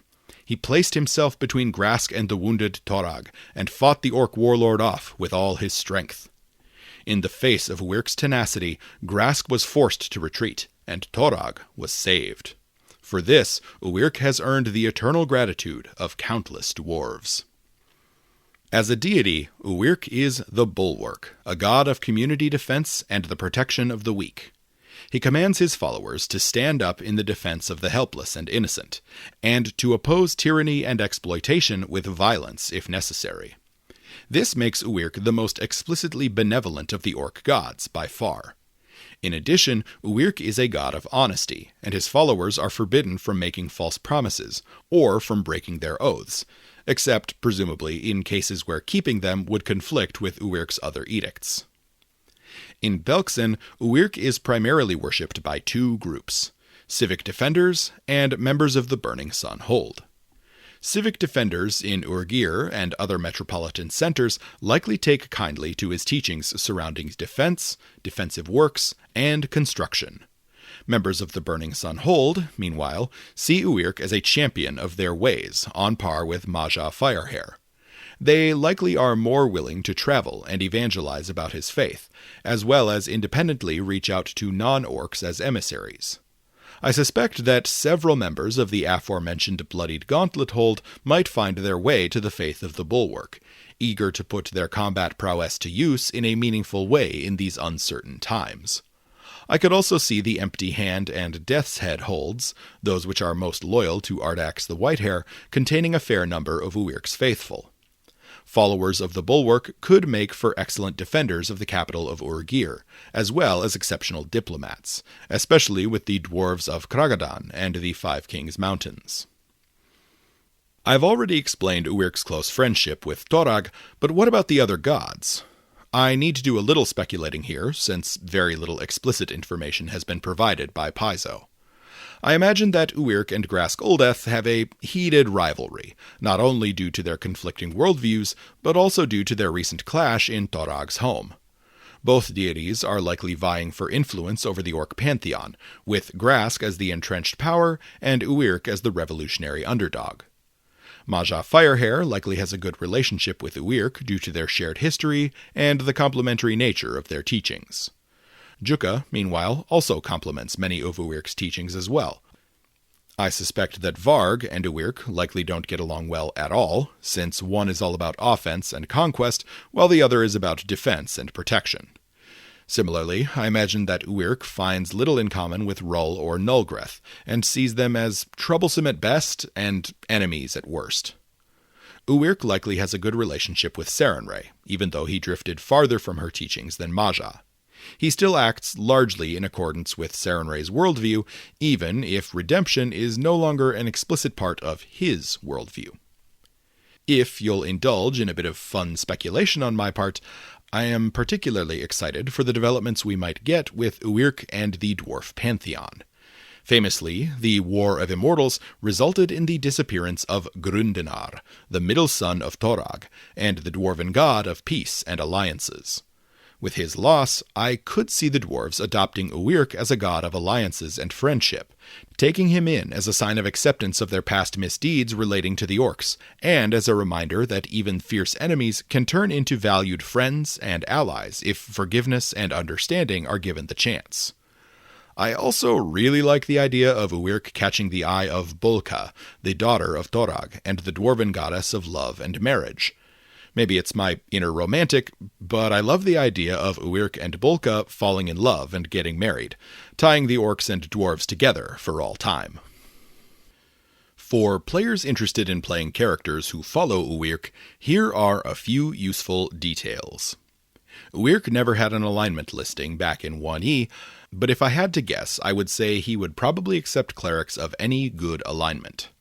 His edicts are to protect the weak and innocent, to keep your word, and to not throw away your life needlessly. Conversely, to allow tyranny to stand uncontested, to put your own safety before those in need of defending, and to make a promise with the intent to break it are all anathema to Uyrk. His domains are cities, duty, freedom, and protection, and he also has the alternate domains of family, sun, and vigil.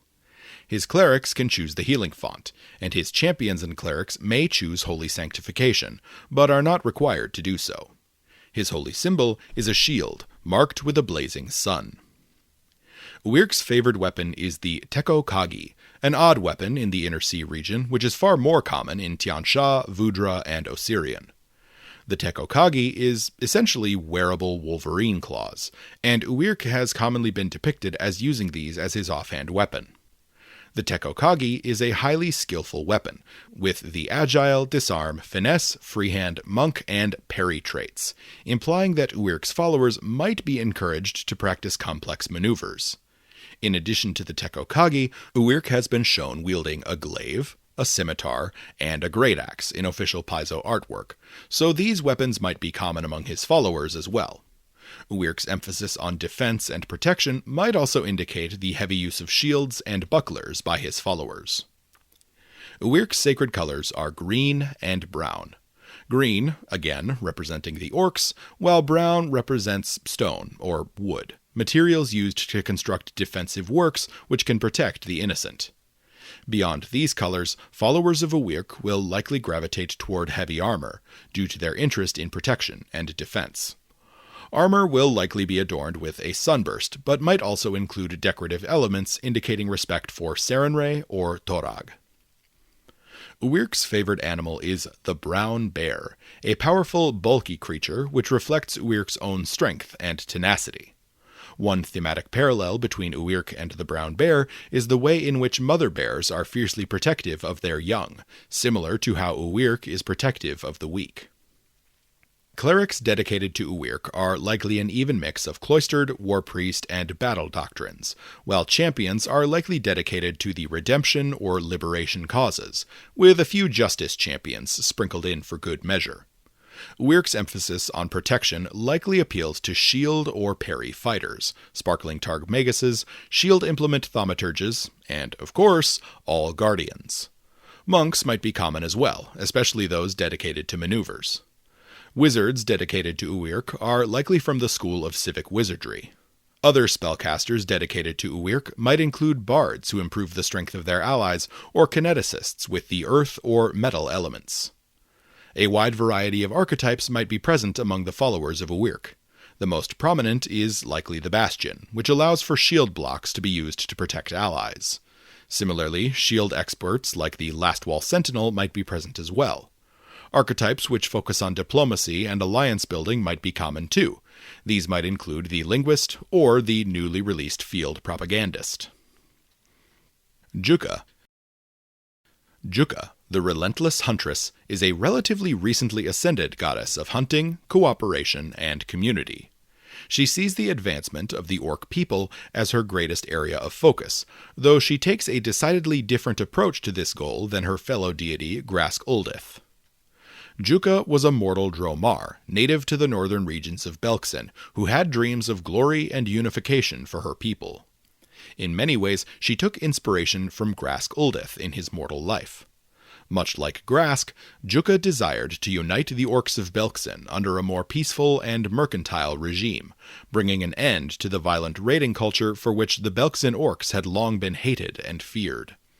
She even wanted to kill Tar-Baphon himself, to eliminate the greatest enemy of her people.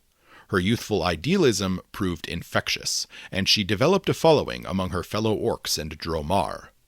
Despite her unquestioned personal magnetism and combat skill, she lacked the ability to inspire cooperation and teamwork in her allies. Unfortunately, it didn't take long for her growing faction to fracture, and eventually dissolve completely. Embarrassed and distressed at her own failure, Juka made a stupid decision. She traveled out into the wilds alone to hunt.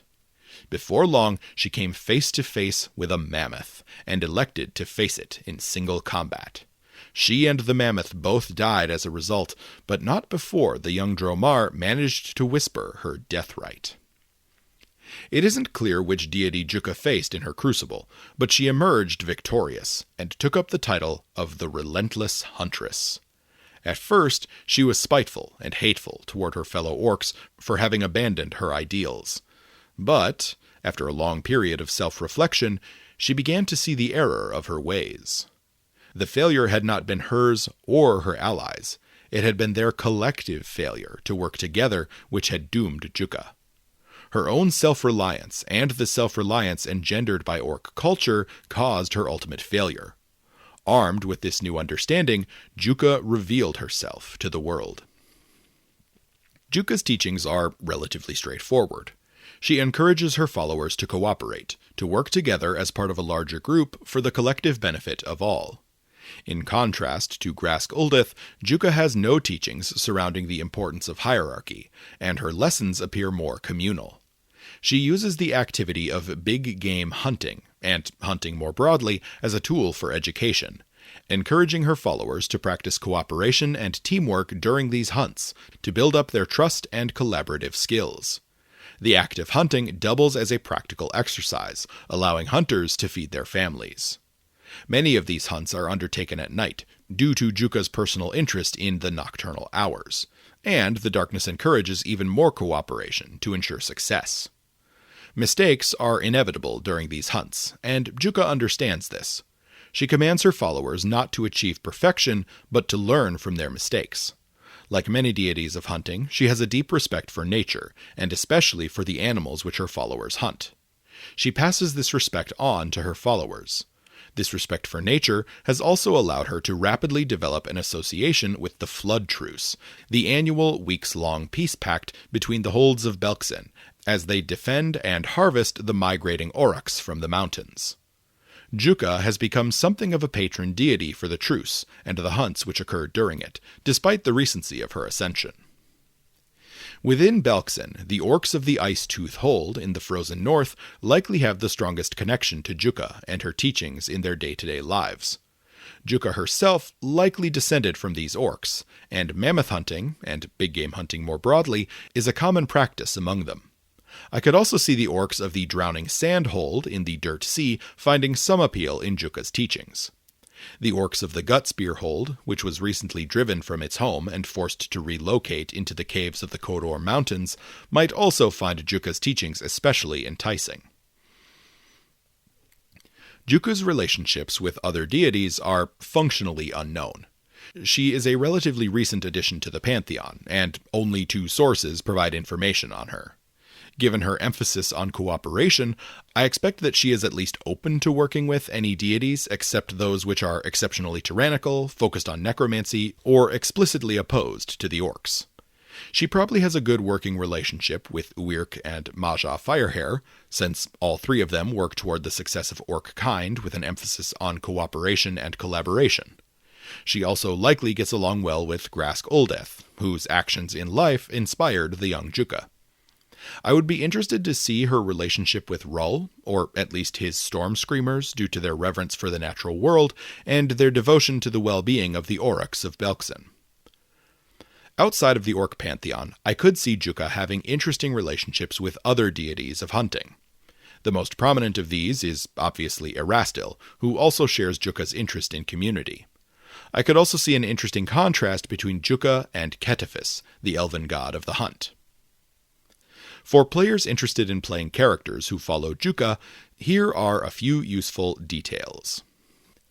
Juka never had an alignment listing in 2e, but if I had to assign one, I would probably list True Neutral and Neutral Good as accepted alignments for clerics and champions. Her edicts are to work together, to push each other to greater heights, and to respect the animals you hunt.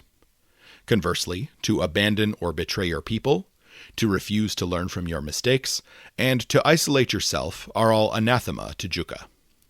Her domains are family, introspection, moon, and nature.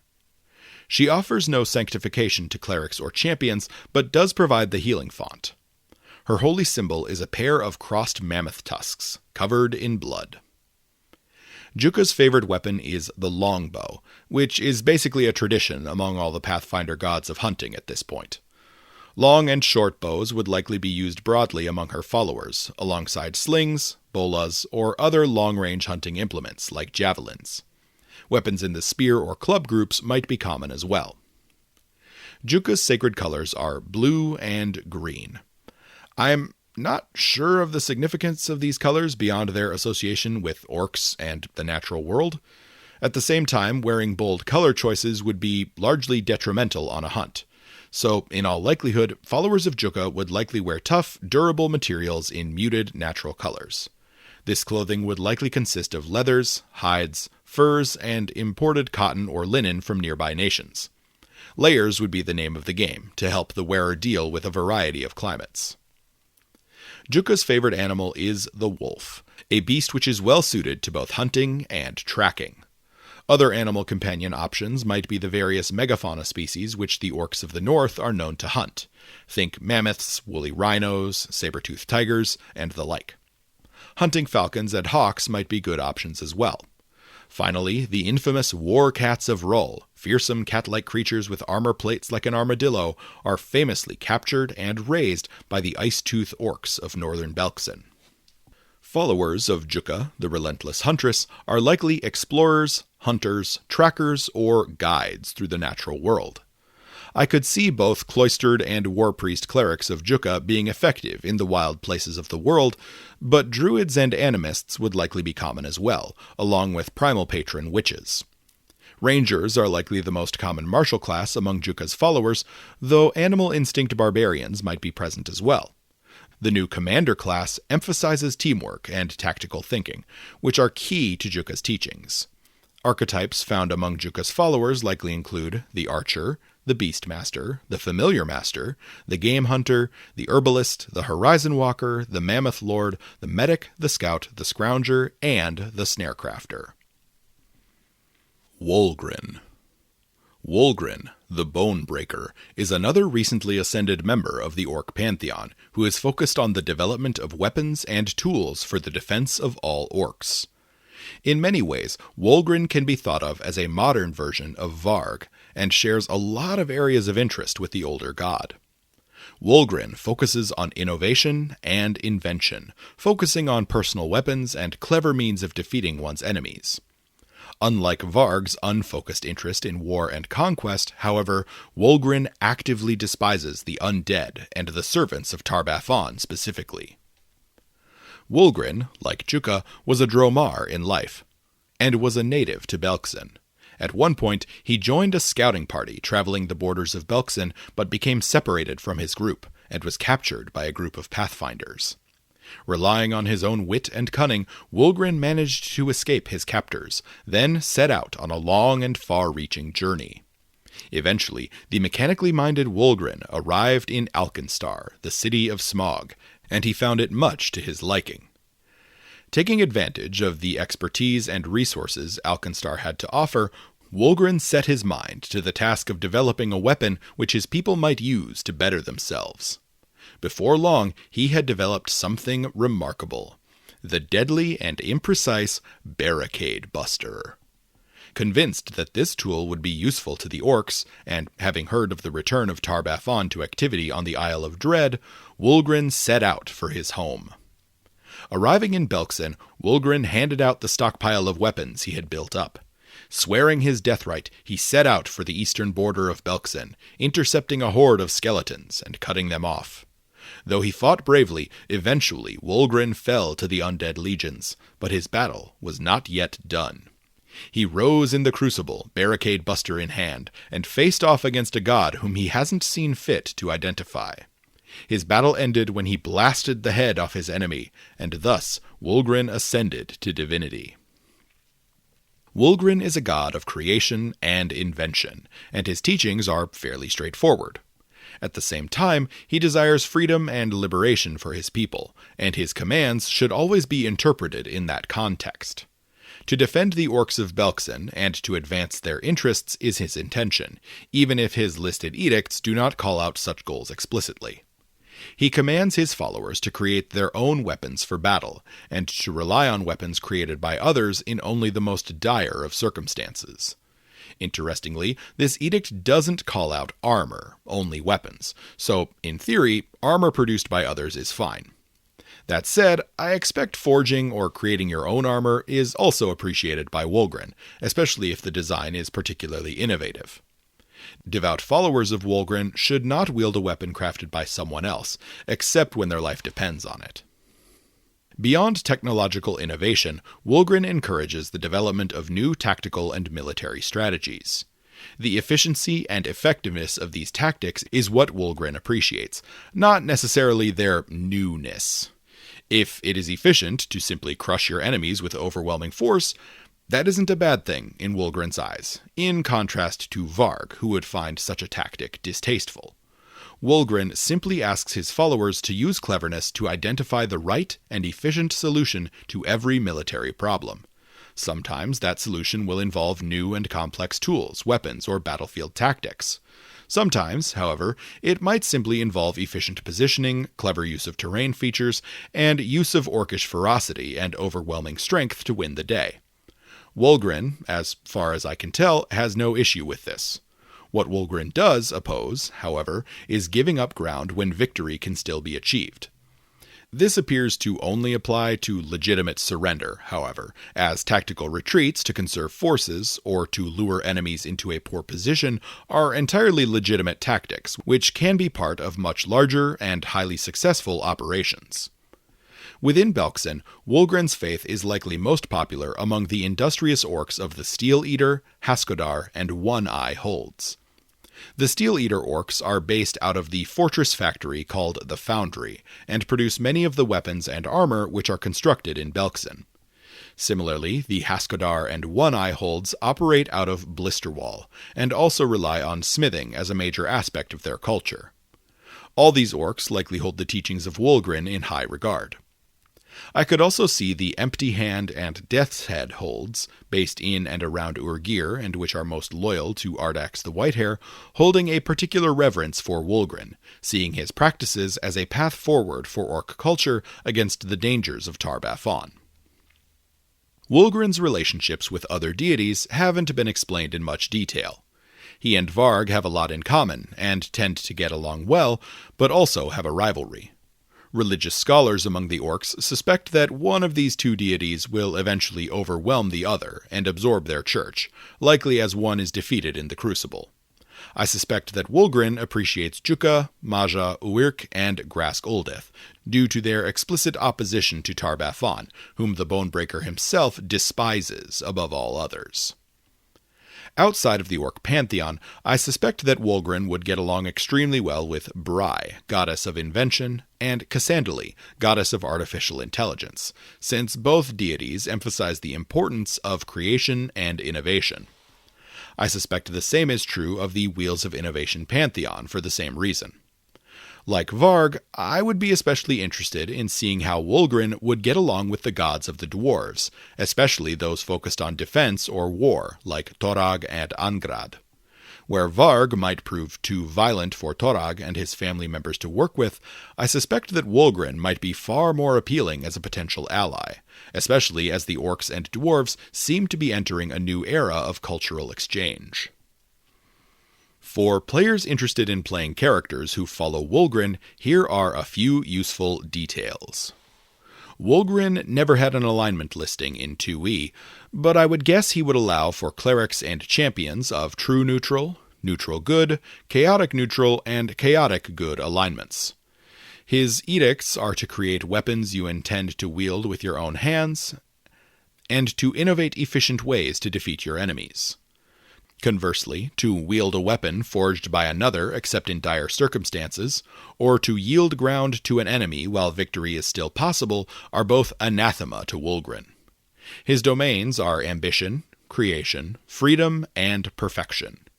He allows clerics to choose either the heal or harm font, but provides no divine sanctification for his followers. His holy symbol is a hammer striking a bone. Wulgrin's favored weapon is the Barricade Buster, a weapon of his own design when he was immortal. The Barricade Buster is an uncommon firearm, with the kickback, raising, repeating, and 20-foot volley traits. It uses an 8-round magazine, and fires from 8 rotating barrels mounted around a central shaft. This weapon might be common among Wulgrin's followers, but other firearms with some of these traits are likely common as well. Combination weapons might be found among Wulgrinites due to their innovative nature. Followers who are less suited to ranged combat might instead favor weapons which they forged themselves. Wulgrin's sacred colors are gray and white. The gray is certainly representative of the metalwork which the Bonebreaker and his followers engage in, but I'm not sure what the white could represent. Raw metal is likely commonly displayed by members of Wulgrin's faith on weapons and armor which they have forged themselves. Similar to followers of Bry, I imagine followers of Wulgrin might carry tools of invention or crafting on their person, in addition to safety gear like goggles, aprons, and work gloves. Followers of Wulgrin likely belong to members of classes which focus on crafting. The Inventor is the most representative of Wulgrin's teachings, with the weapon innovation being the most thematic choice. Alongside the Inventor, the Alchemist is a fantastic option as well, as is the Gunslinger, assuming your character is able to create their own weapon and craft their ammunition via the Munitions Crafter feat. The new Commander class is a perfect fit for Wulgrin's emphasis on tactics and warfare, as is the Captain archetype. Clerics of Wulgrin are likely an even mix of war priests, cloistered clerics, and battle harbingers, but are all likely trained in warfare lore and crafting. Champions of Wulgrin, meanwhile, probably follow the liberation cause. The new school of magical technologies, from the Shades of Blood AP, could be a great fit for wizards devoted to Wulgrin. Archetypes which might be found among the followers of Wulgrin include the Munitions Master, the battlefield propagandist, the war mage, the artillerist, the demolitionist, the firework technician, the overwatch, the sniping duo, the trapsmith, the trick driver, the vehicle mechanic, and the snare crafter. And that, finally, brings me to the end of the current lineup of the Orc Pantheon. Sources and additional reading. For those of you who are looking for some additional reading on the subject of the Orc Pantheon, the following were my sources for this video. The primary source for this video was Lost Omen's Divine Mysteries, which contains the most up-to-date information on the gods of the Orcs, and the most information on the mysterious Crucible.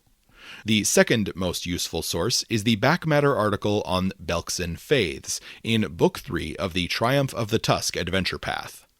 I supplemented that information with the write-ups available in the 1E sourcebook Belkzen, Hold of the Orc Hordes, as well as the remaining 2 books in the Triumph of the Tusk adventure path. I also pulled some information on Maja Firehair and Uwirk the Reaved, specifically from Pathfinder Society scenarios 10-04, 2-10, 4-15, and 5-15.